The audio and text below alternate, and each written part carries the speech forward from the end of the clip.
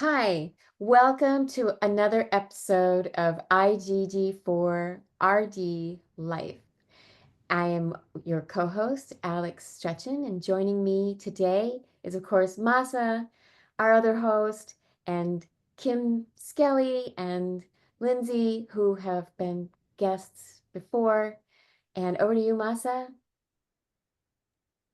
Thank you, Alex. Yes, welcome back to another episode. And we are actually going to be talking about our experience at the Jamboree event that was earlier this month. The four of us, we had the opportunity to fly out to Virginia, meet up for the first time in person, which was really awesome. And then we got to, meet doctors, we got to meet other patients, and we learned a lot about our disease. So we really wanted to kind of get together and real quick talk about what we learned, what we went through, and yeah, so that's it. So there's so much. Where to start, I'm not even sure. But first of all, that was the first time going to the jam that I had ever met patients in person. And oh my gosh, that was an incredible experience to get to meet all of you and to get to see other patients and to hear experts talk about IgG4-RD. That was just amazing for me. And I learned so much. I'm not really sure where to start. So I'm going to kick it to somebody else and then I may jump back in. I'll piggyback off of Lindsay. So this was my first time meeting any other IgG4 patients in person. All three of these ladies were there who I got to actually like hug, and it was incredible. I think that was my most favorite part, was just the connection in within the community that I was able to make. And similarly to what Lindsay said, just getting to hang out with all of these professionals, whether they were physicians, different biotech company reps were there. I mean, caregivers. It was overall just a incredible experience. It was a whirlwind. I didn't sleep much. I stayed up way too late. It took me a good 2 days to recover from my long flight back home, but I left with just such a full cup and just very hopeful for what's to come in the future for our disease, which was really, really awesome. Yeah, that's really amazing. I had the opportunity to meet a few of the patients before in person, but never like this. And it was just a lot more patients who were attending. So that part for me is always my favorite as well because, it's kind of like you guys we become each other's second family in a way, because we really understand each other. In this safe space that we've all created and found each other in. And so that is also one of my favorite parts of all of this was just, meeting each other. And then you're right, staying up super late. And that really affects our CNS and our flares, but we just, we want to use up most of the time and spend it together and, talk about everything, the never ending conversations on all the things that we relate. Like, oh my God, you too, yeah, me too. It's just such a wonderful feeling. And then for me, I really enjoyed our breakout sessions too. I definitely attended the one about orbit, which is kind of like head and neck, just kind of like above the head involvements that there were. I found that to be very, very informative. They were telling us like what type of scans to get if you're looking for a specific organ involvement.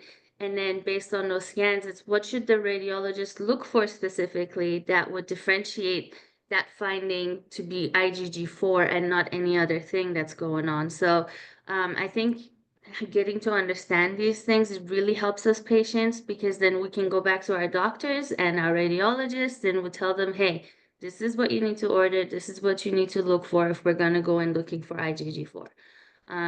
So I would always encourage patients, once there's more events like this, hopefully IgG4ward will be hosting more. And I would really highly recommend that patients try to attend these if they can, because it really helps you when you're advocating for yourself in your journey.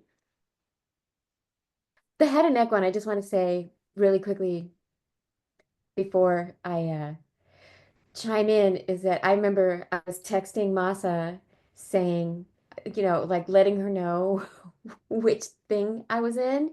And she was like, yeah, I'm sitting right behind you. So that was pretty funny. I really did love the breakout sessions. I really liked the mental health session because people were sharing their recommendations, and I tried to hit up the ones that weren't being recorded. So there were like 3 sessions at a time, one of which was recorded. So I only had to decide between two because, quite frankly, you kind of want to do it all. Um, I felt that there was so much love in the room. I felt so much love. I'm still deeply moved by it, just thinking about it, meeting each other and caregivers and also, even the people in biotech, a lot of them have um, connection to rare disease, either their own or their caregivers to one or a loved one. So it was nice to know that I know it's really popular, at least in the States, probably other places, to talk crap about biotech companies, big pharma, blah, blah, blah, blah. But these were people who had love and understanding and empathy. So I really appreciated that.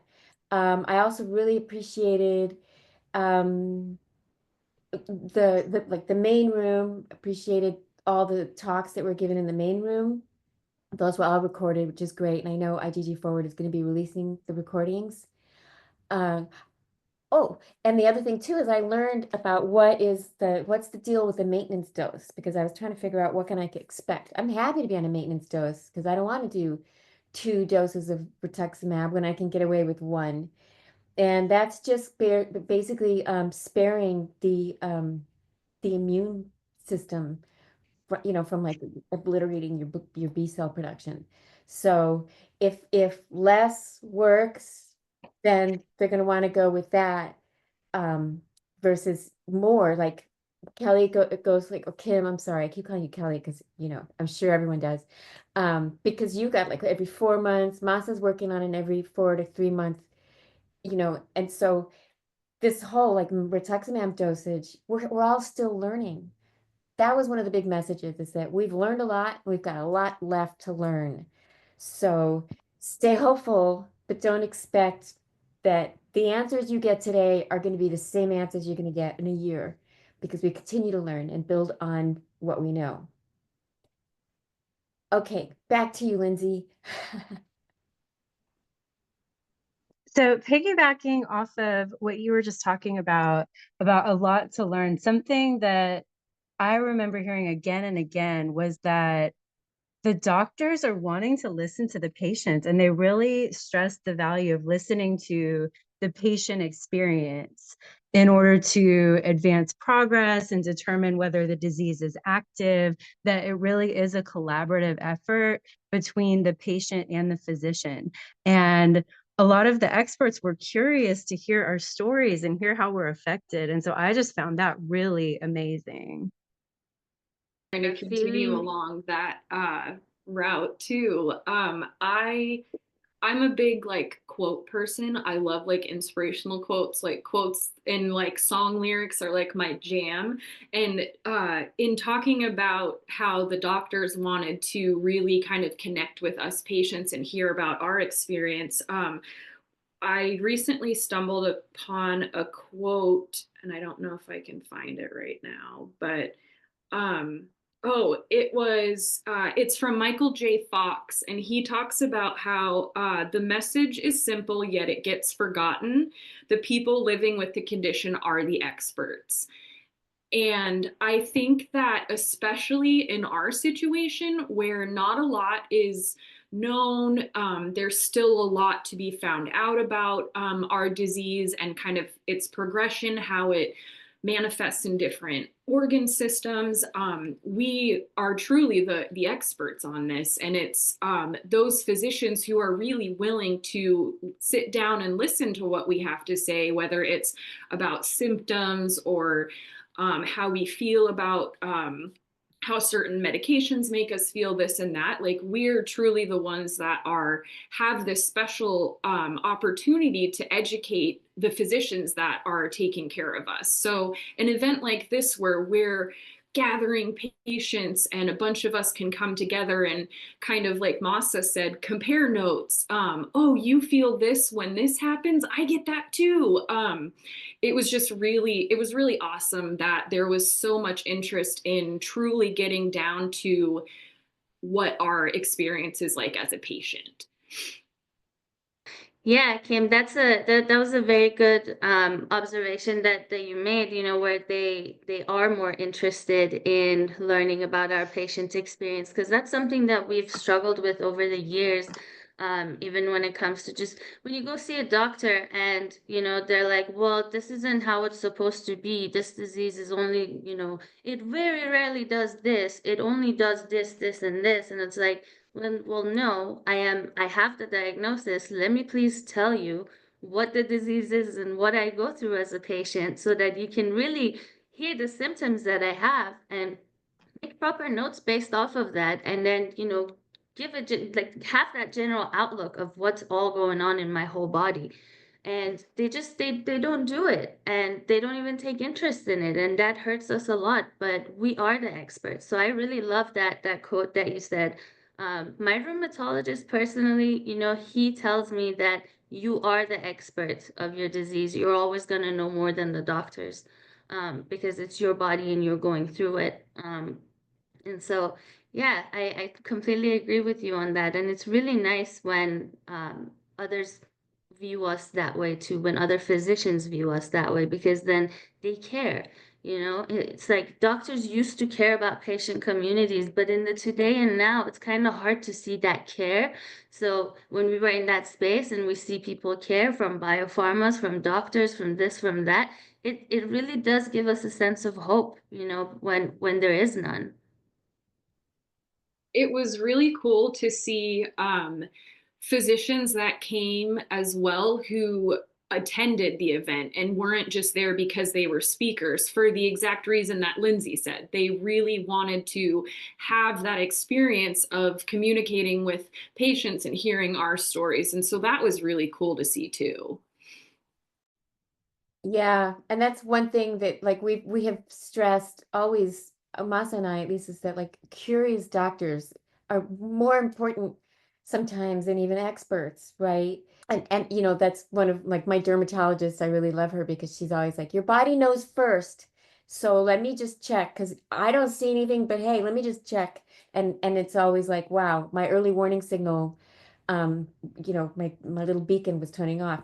Because if maybe at first you don't know how to trust your intuition, right? Especially like your physical body intuition, because we're so used to handing it over to doctors. This is the way we've been trained all our lives, our parents, our doctors. But right here with this disease, you are your own expert in your own body. And then also I wanted to comment on the exhaustion, because it was a long, they were long days, and there was no way I was going to miss any of them. I wanted to take a nap so frequently, but I was like, I'm not missing anything. I'm not missing anything. And then in between stuff, it's like I'm not taking a nap because I get to hang out with people and talk to people and meet more people, because I really felt invested in meeting as many people as possible. And I barely made a dent in the number of people that were there, you know, but I met as many as I could. One of the things, like I know Masa and I were talking about, and maybe we were all four of us talking about it at some point about our exhaustion, was wouldn't it be neat if it was more days, less activity, but the same amount of activities, right? So, but IgG4ward has a survey that I encourage everyone to fill out. This is a very well done survey. I thought they asked the kinds of questions that I wanted to answer, and they gave enough space for just like me saying whatever I wanted to say in case there was something they didn't ask about. And so it means that they're not just going to coast on the laurels of a successful event, but they're going to improve on it, which to me just means the world because it means that we're being heard. So I love it. Yes, and I also filled out that survey, and I also spoke on having more days. If anything, I said more activities, but more days, so that we can have more kind of. I wanted kind of like those icebreaker games that we used to play when you start a class, with a bunch of strangers, or maybe a workshop or two. I think that would be handy. But speaking to the exhaustion, I actually want to ask everybody to give a little bit of their input on how their travels go and, little hacks here and there. So for me, I always want to do a couple of days of like a cushion period. So a day and a half or 2 days before the trip, a day and a half, 2 days after the trip. So I will plan early, arrive early. That way I have a whole 24 hours of at least resting my body because my body goes through a lot with travel. Um, and then after the events are done, I let my body rest again before I travel back home. But this time I kind of was like, oh, I'll be fine just flying back the day after. And I thought I still left enough room, but that was definitely not enough cushion time for me. I struggled really badly. I do ask for the wheelchair in the airport, especially because I was in my relapse. And boy, am I glad that I did, because I was flaring all the way, even when I landed. It was just a really bad time. It actually kicked my relapse up a notch. So I had to spend a few days recovering after my travels, which was something I didn't want to do, but I had to do. Had I planned it correctly, I wouldn't have spent those 4 or 5 days trying to recover. So, I always say cushion before, cushion after, and then do your travels, and request a wheelchair for the airports that are huge. That is always going to be one of my tips. But yeah, so that's my travel experience.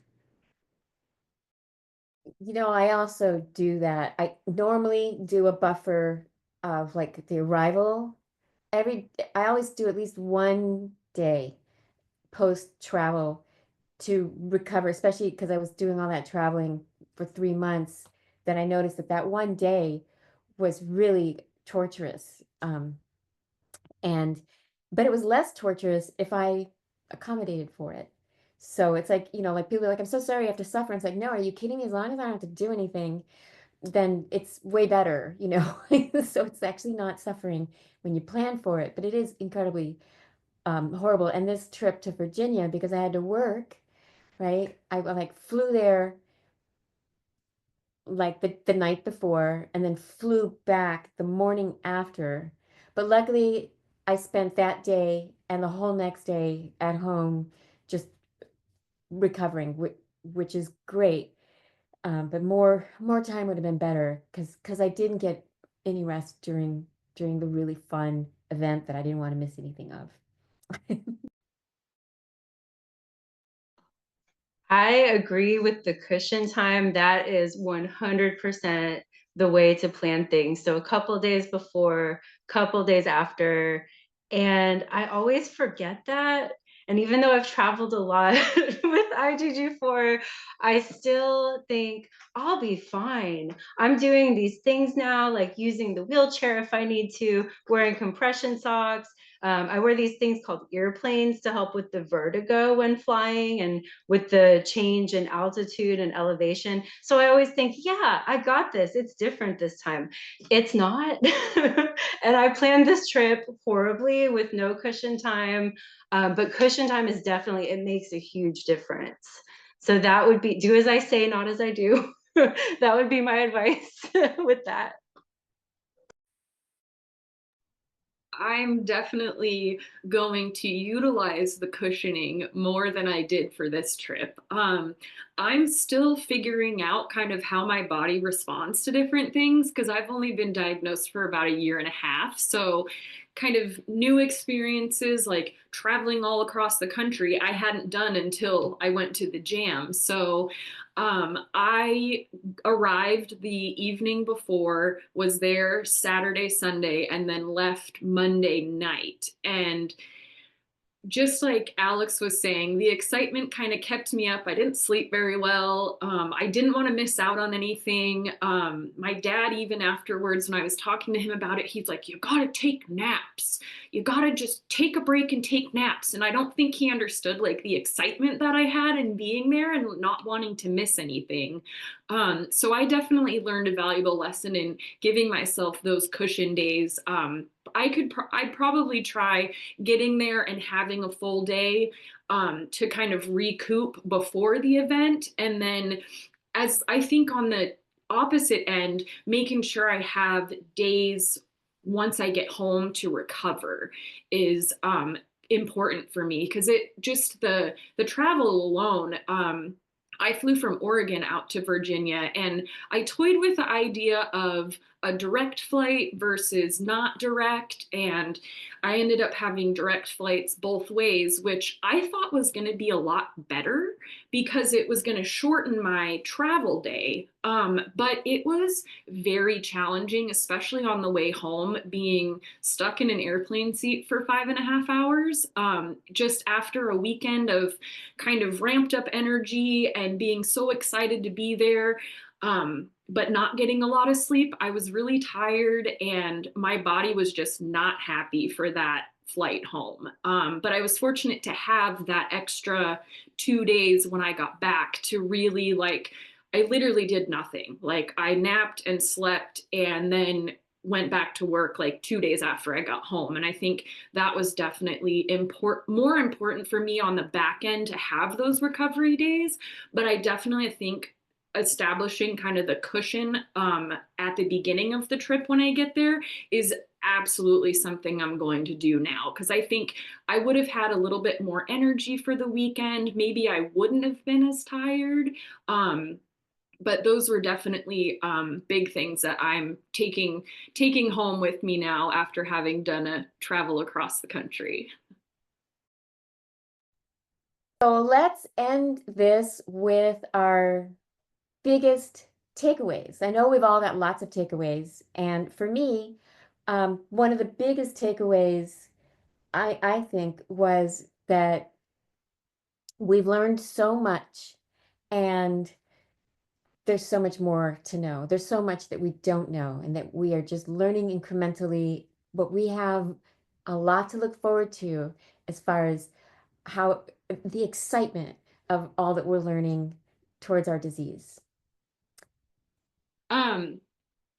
I'm just excited about how excited everyone else is about really furthering the knowledge about this disease. It really gave me a lot of hope that I may not have to have infusions for the rest of my life. Like there may be a medicine that I can take for this.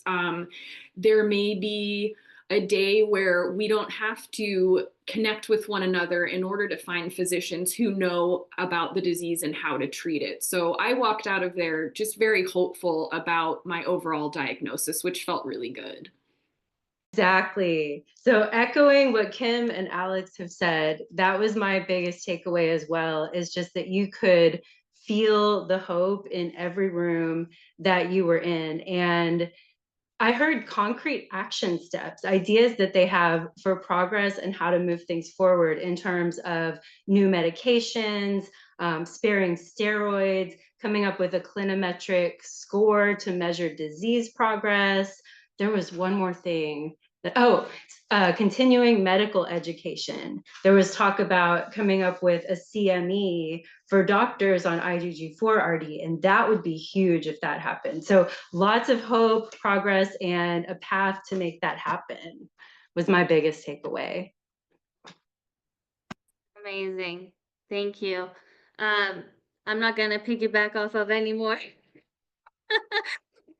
of the biggest takeaways, but for me, the biggest takeaway was that as much as there's been all these new information and just revolving around our disease. There's so much new stuff that's coming out. My biggest takeaway was that there is still some gaps that could be filled. So for me was that, wow, amazing. Now there's just a few little things that we can tweak, and we can get all the patients the help that they need, you know? So it was like a bunch of hope, and then I had more hope even leaving the event, because when you're able to see the cracks, then you're able to fill in the cracks, you know? So a lot of times we weren't able to see the cracks before, and now we can see it. So we, as the patients, we can go in and, you know, fill in some of these cracks that are happening in our own patient journeys, in our own individual cases with our doctors. So all good stuff, all in all.